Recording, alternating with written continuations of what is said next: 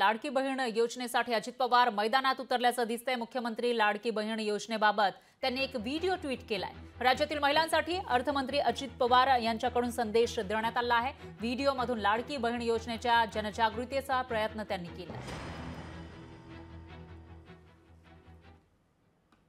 माझी लाडकी बहीण या योजनेची घोषणा करण्यात आली आहे। या योजनेच्या माध्यमातून राज्यातील 21 ते 60 वयोगटातील प्रत्येक पात्र महिलेच्या बँक खात्यात दरमहा 1,500 रुपये जमा केले जाणार आहेत। या योजनेवर राज्य सरकार प्रतिवर्षी 46,000 कोटी रुपये खर्च करणार आहे। स्वतःच्या पायावरती उभी राहावी, कुठल्याही महिलेला असं वाटू नये की आपण दैनंदिन गरजांच्यासाठी वडील, भाऊ किंवा नवऱ्यावर अवलंबून आहोत।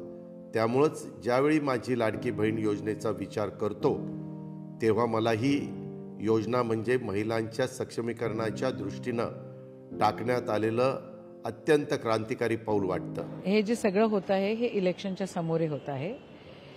त्यांना तरतूद करायची असती तर त्यांनी तसं हेड निर्माण करून तशी तरतूद करून मोठ्या प्रमाणात पैसे ठेवले असते।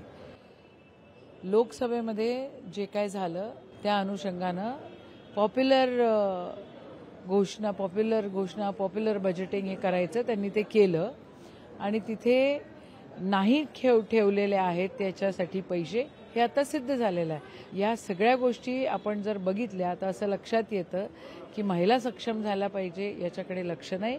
चला मी तर असं म्हणेल देर आए दुरुस्त आए लेकिन बहुत कंजूसी के साथ आए। लोकशाही मराठी ऐका, पहा, जागरूक रहा।